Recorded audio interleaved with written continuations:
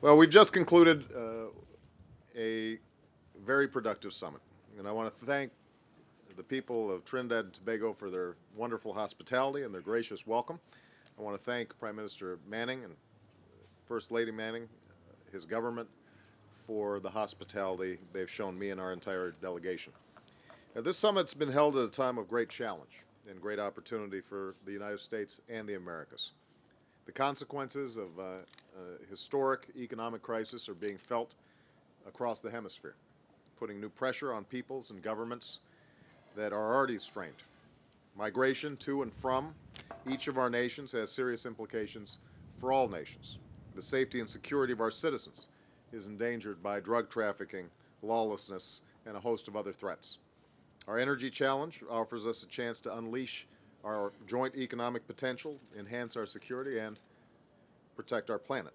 And too many citizens are being denied dignity and opportunity and a chance to live out their dreams in Cuba and all across the hemisphere. Now, these are some of the issues I discussed here in Trinidad and Tobago with leaders like President Garcia of Peru, President Bachelet of Chile, President Uribe of Colombia, President Preval of Haiti, and Prime Minister Harper of Canada. The subject of many of these meetings and conversations has been launching a new era of partnership between our nations. Over the past few days, we've seen potential positive signs in the nature of the relationship between the United States, Cuba, and Venezuela. But as I've said before, the test for all of us is not simply words, but also deeds. I do believe that the signals sent so far provide at least an opportunity for frank dialogue on a range of issues, including critical areas of democracy and human rights throughout the hemisphere. Now, I do not see eye to eye with every regional leader on every regional issue, and I do not agree with everything that was said at this summit by leaders from other nations. But what we showed here is that we can make progress when we're willing to break free from some of the stale debates and old ideologies that have dominated and distorted the debate in this hemisphere for far too long. We showed that while we have our differences, we can and must work together in areas where we have mutual interest, and where we disagree, we can disagree respectfully. We showed that there are no senior or junior partners in the Americas. That we're simply partners committed to advancing a common agenda and overcoming common challenges. And that spirit of shared responsibility was reflected in the achievement of this summit and in the work that the United States has done in concert with nations across Americas.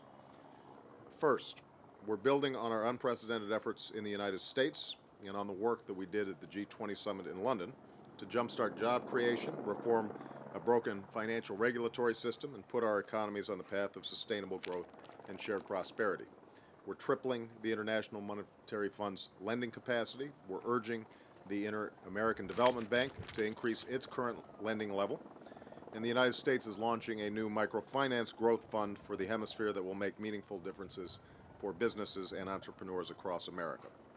Over the past few days, we also discussed what we can do to ensure that the policies we pursue in our own countries advance and do not undercut our broader regional recovery. And together, these efforts will help drive economic expansion in the United States and across the hemisphere, and ensure that we do not see an erosion of the progress that we've made to lift people out of poverty and into the middle class.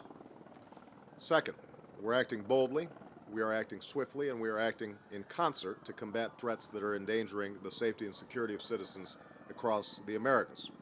This week, I traveled to Mexico, where I met with President Calderon to advance our shared commitment to combating the drug cartels, stemming the southbound flow of guns and money, and protecting citizens on both sides of our common border.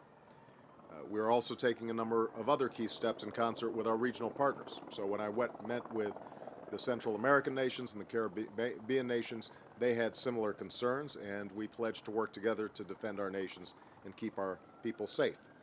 The United States is investing $30 million in enhanced security partnerships with Caribbean nations to ensure that they have the resources they need to combat drug traffickers seeking to enter their borders from Mexico and Central America. And I'm also making it a priority to ratify the Illicit Trafficking in Firearms Convention and to enhance cooperation with nations across the region to reduce the threat of existing weapons stockpiles. Third, we're taking a critical step to drive our economic expansion, enhance our security, and protect the bounty and beauty of the hemisphere with a new energy climate partnership of the Americas that I proposed. Through this partnership, we will harness the progress being made by nations across the hemisphere, from Brazil's work on biofuels to Chile's investment in solar power to Mexico's efforts to curb greenhouse gas emissions to El Salvador's work on geothermal energy. This is a voluntary and flexible partnership that nations across this region are invited to join, a partnership that will enhance energy efficiency, improve our infrastructure, and support investments that can make energy more affordable. In doing so, we can create the jobs of the future, promote renewable sources of energy, and make the Americas a model for cooperation.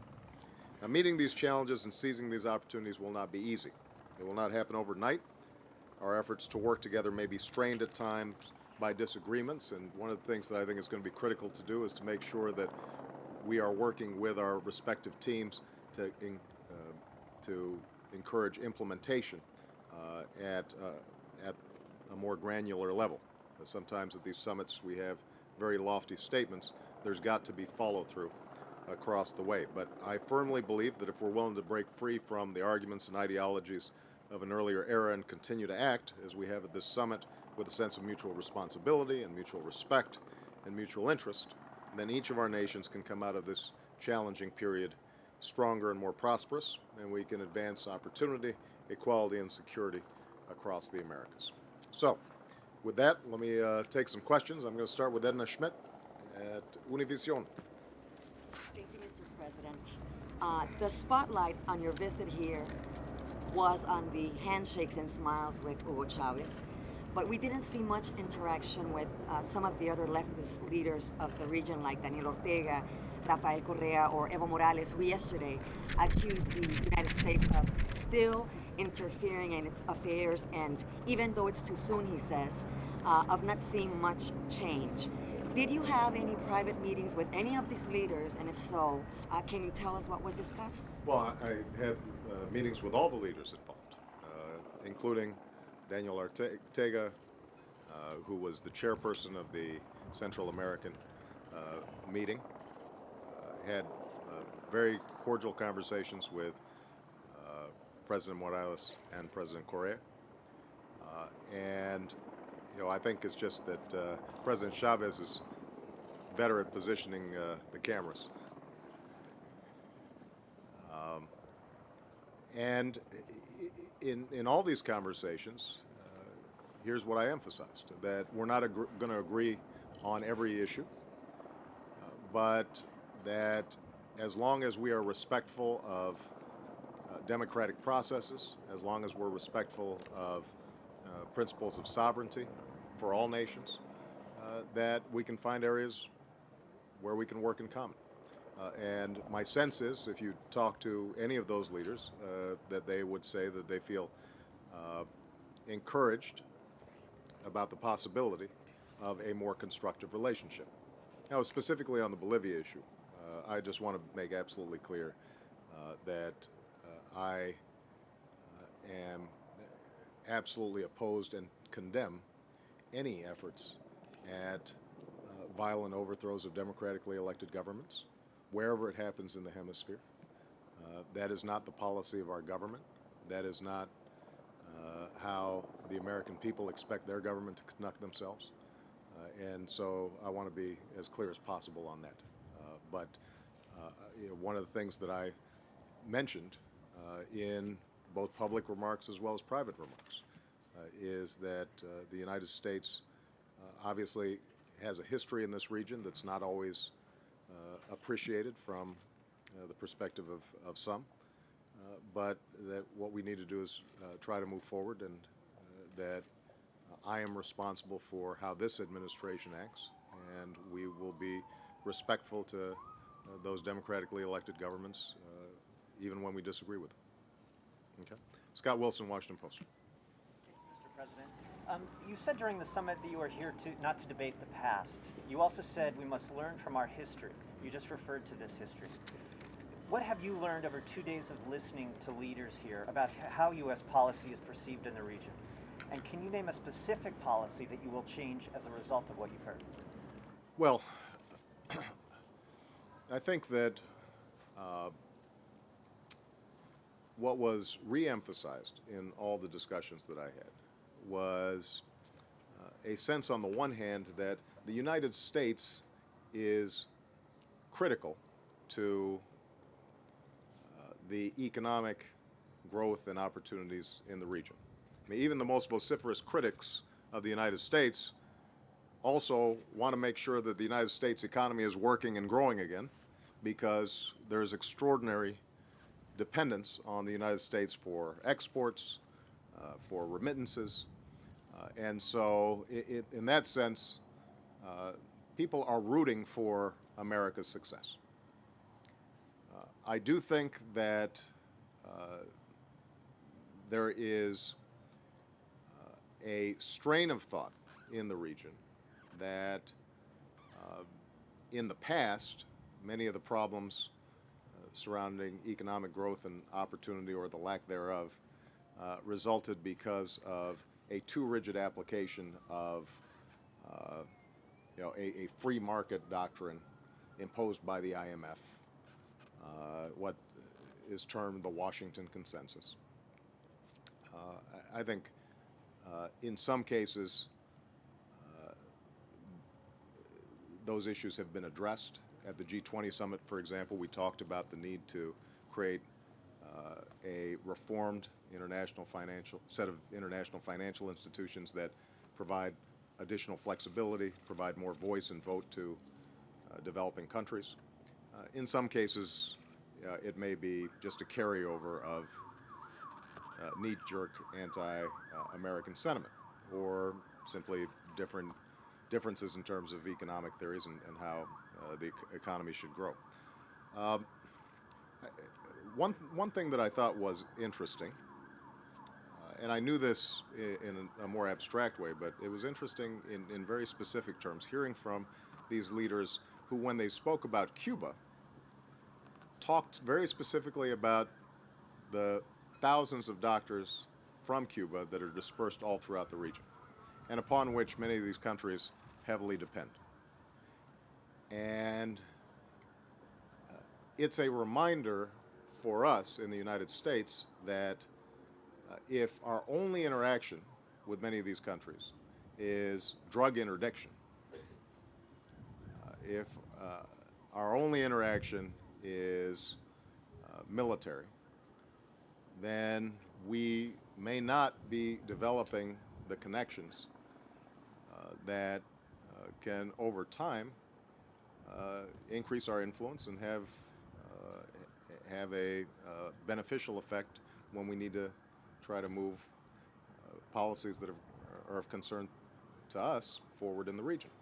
And I think that's why it's so important that in our interactions, not just here in the hemisphere, but around the world, that we recognize that our military power is just one arm of our power, and that we have to use our diplomatic and development aid in more intelligent ways so that people can see very practical, concrete improvements in the lives of ordinary persons as a consequence of U.S. foreign policy.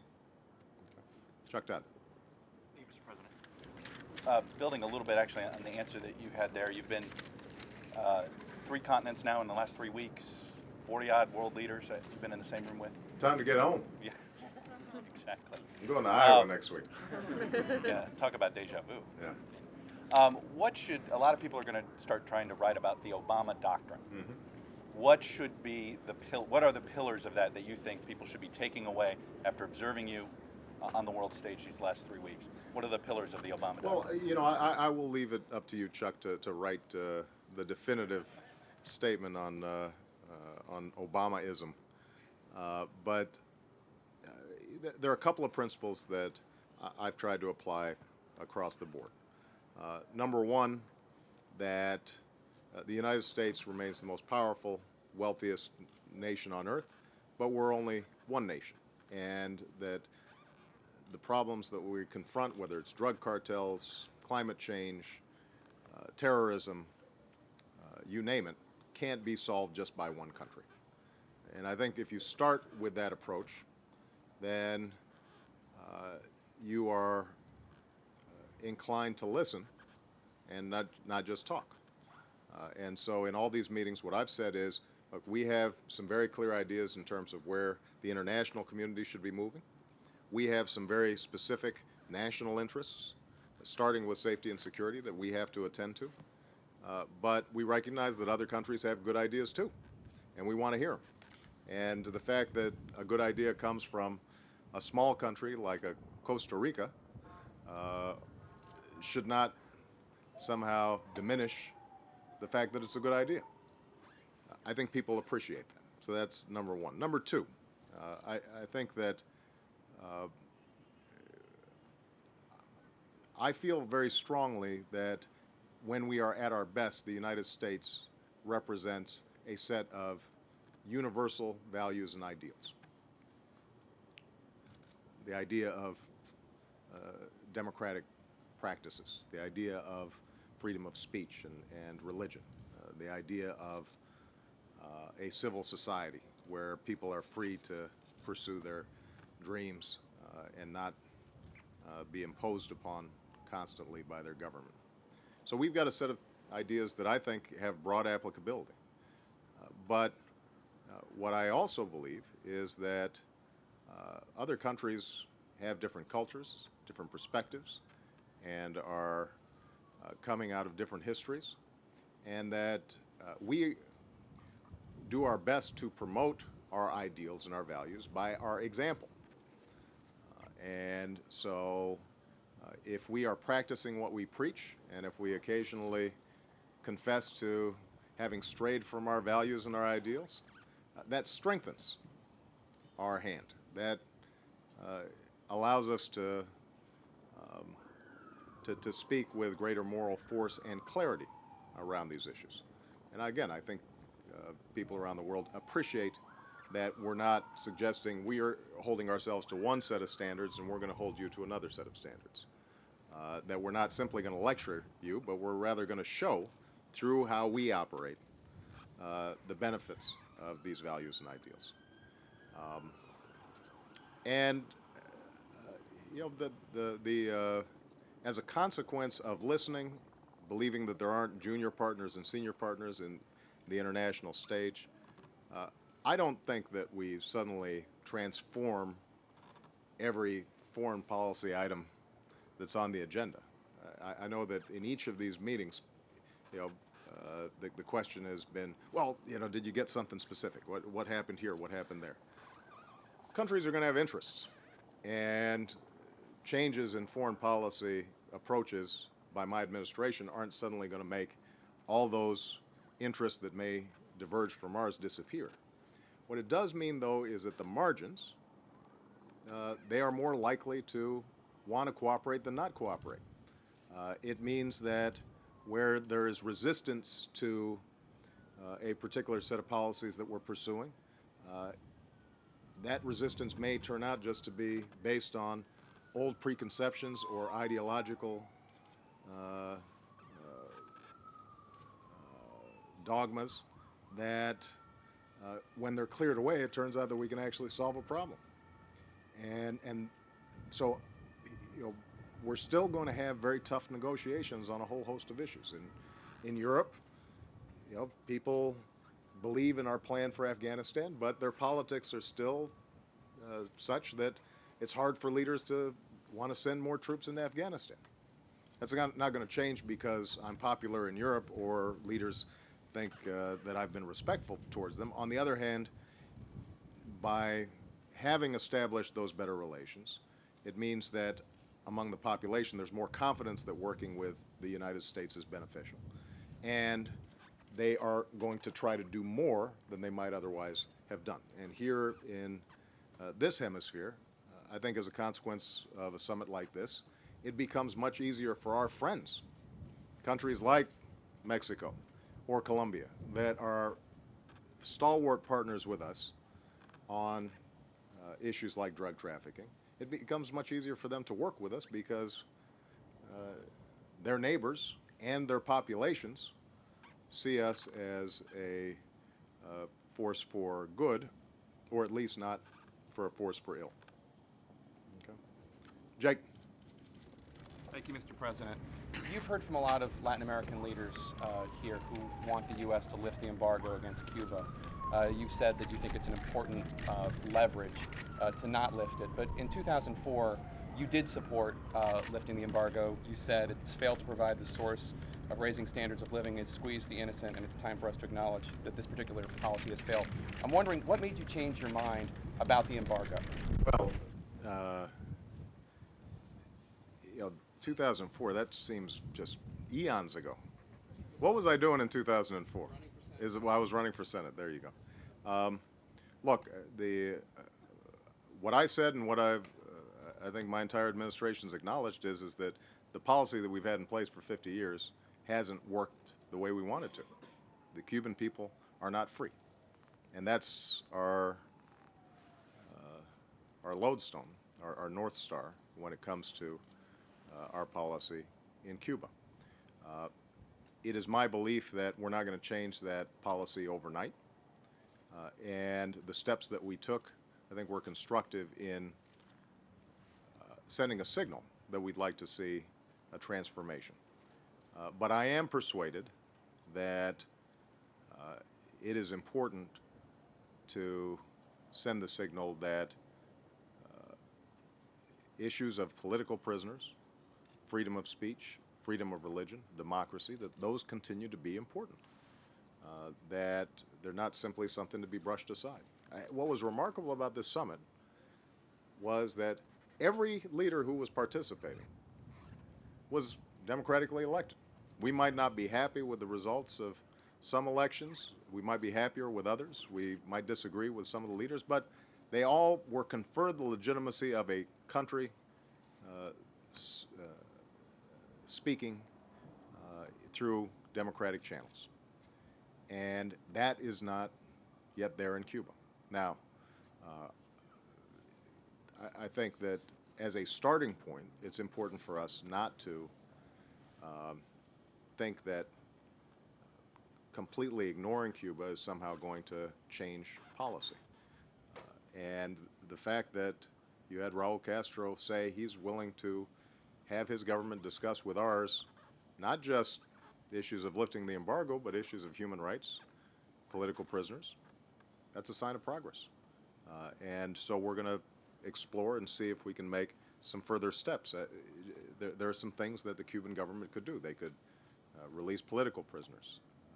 They could reduce charges on remittances to match up with the policies that we have put in place to allow Cuban American families to send remittances. It turns out that Cuba charges an awful lot. They take a lot off the top. That would be an example of cooperation where both governments are working to help Cuban families and raise standards of living in Cuba. So there are going to be some ways that the Cuban government, I think, can send some signals that they're serious about pursuing change. And I'm hopeful that over time, the overwhelming trend in the hemisphere will occur in Cuba as well. And I think that all of the governments here were encouraged by the fact that we had taken some first steps. Many of them want us to go further, but they at least see that we are not dug into policies that were formulated before I was born. Okay. Bill Plant? No? Bill's not here? That's shocking. Dan from CNN? Where's Dan? During the campaign, you were criticized by some within your own party for perhaps not being able to be tough on foreign policy matters. Now you've had this friendly interaction with Mr. Chavez. Are you concerned at all about how this might be perceived back in the U.S. as perhaps being too soft? Already one senator is calling this friendly interaction irresponsible. And as a quick follow-up, if I may, when you got the book from Mr. Chavez, what did you really think? Well, I think it was a nice gesture to give me a book. I'm a reader, and you're right. We had this debate throughout the campaign. I mean, the whole notion was that somehow if we showed courtesy or opened up dialogue with governments that had previously been hostile to us, that somehow would be a sign of weakness. Yeah, the American people didn't buy it. And there's a good reason the American people didn't buy it, because it doesn't make sense. You take a country like Venezuela. I have great differences with Hugo Chavez on matters of economic policy and matters of foreign policy. His rhetoric directed at the United States has been inflammatory. There have been instances in which we've seen Venezuela interfere with some of the countries that surround Venezuela in ways that I think are a source of concern. On the other hand, Venezuela is a country whose defense budget is probably 1/600th of the United States. They own Citgo. It's unlikely that as a consequence of me shaking hands or having a polite conversation with Mr. Chavez that we are endangering the strategic interests of the United States. I don't think anybody can find any evidence that that would do so. Even within this imaginative crowd, I think you would be hard-pressed to paint a scenario in which U.S. interests would be damaged as a consequence of us having a more constructive relationship with Venezuela. So, if the question, Dan, is how does this play politically, I don't know. One of the benefits of my campaign and how I've been trying to operate as president is I don't worry about the politics. I try to figure out what's right in terms of American interests, and on this one, I think I'm right. Julian? Who, by the way, I saw getting jostled a lot during the photo sprays. Cameraman, just want you to know. Thank you, Mr. President. I'd like to ask a question about an issue back home about the economy and the stress tests, and whether or not you expect that along with the stress tests, with the results next month, that one or more executives will be asked to step down as it was with the auto restructuring plans. Okay, well, I don't want to speculate ahead of the release of the stress test numbers. I think what you'll see is that, not surprisingly, different banks are in different situations. They're going to need different levels of assistance from taxpayers. And as I've said before, if taxpayer money is involved, then I've got a responsibility to ensure some transparency and accountability in the operations of those businesses. We try to use as light a touch as we can, but I'm not going to simply put taxpayer money into a black hole where you're not going to see results or some exit strategy so that taxpayers ultimately are relieved of these burdens. We've seen, I think, some progress in certain parts of the banking sector. As I mentioned before, I'm encouraged by the number of refinancings and mortgages that's already taking place. But I have also said we're not out of the woods. This is still a difficult time for the economy. Credit is still contracted. Banks still are not lending at previous levels. The non-bank sector that accounted for 40% of credit prior to this crisis still hasn't recovered the way it should. And we're still having to take a series of extraordinary steps. So we'll have more information as these stress test numbers are provided. I haven't seen all of them yet. They're being completed, I think, while we were on this trip. But I'm sure that we'll have more to say about this over the next several days. Okay. April? Well, you look surprised. Come on, April. I hope you got a good question. I got some good. I have two actually. All right, well, you only get one, though. I'll take that one. Well, Mr. President, as you're concluding your summit here and the meeting in Mexico, there is a UN conference, the World Conference on Racism, in Geneva tomorrow. The U.S. is boycotting. And what say you about that? And is Zionism a main issue and the reason why the U.S. is boycotting that conference? Well, let me first of all say that I believe in the United Nations. I believe in the possibility of the United Nations serving as an effective forum to deal with a whole host of transnational conflicts. And so I want to be as encouraging as I can, and I've said that to the General Secretary. For that reason, we're actually have pursued a seat on the Human Rights Commission, the UN Human Rights Commission, because even though up until this point we haven't been very pleased with how it's operated, we think that it's worthwhile for us to go in there and try to make it into a constructive organization because of the extraordinary range of human rights violations that exist around the world. And I think America should be a leader. We can't opt out of those discussions.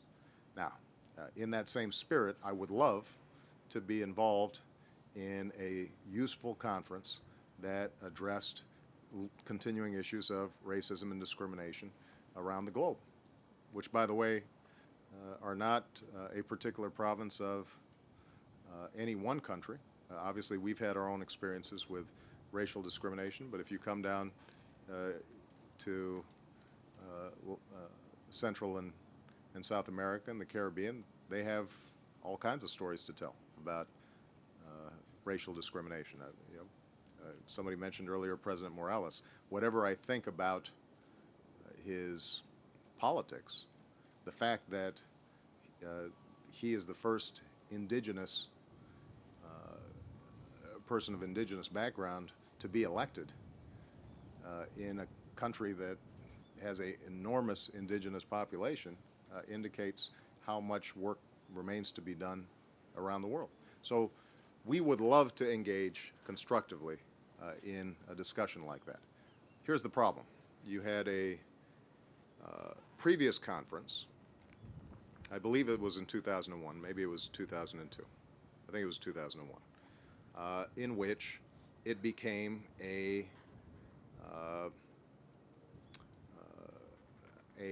session through which folks expressed antagonism towards Israel in ways that were oftentimes completely hypocritical and counterproductive. And we expressed in the run-up to this conference our concerns that if you adopted all the language from 2001, that's just not something we could sign up for. So if we have a clean start, a fresh start, we're happy to go. If you're incorporating a previous conference that we weren't involved with that raised a whole set of objectionable provisions, then we couldn't participate, or it wouldn't be worth it for us to participate because we couldn't get past that particular issue. And unfortunately, even though I think other countries made great efforts to accommodate some of our concerns and assured us that this conference would be more constructive, our participation would have involved putting our imprimatur on something that we just don't believe.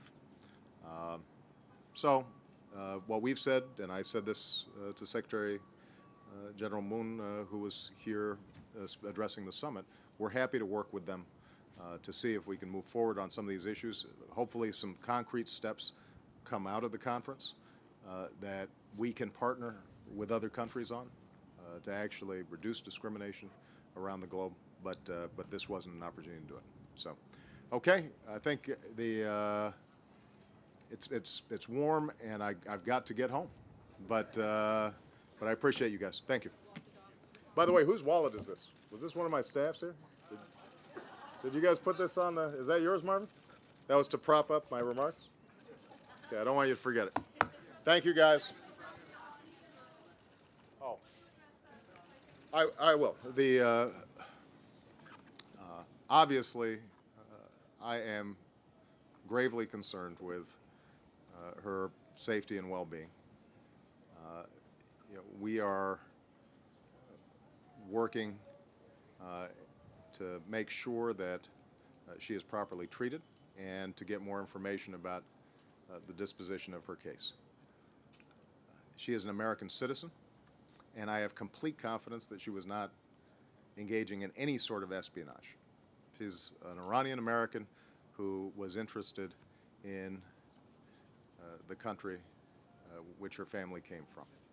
And it is appropriate for her to be treated as such and to be released. We are going to be in contact through our Swiss intermediaries with the Iranian government, and want to ensure that we end up seeing a proper disposition of this case. Okay?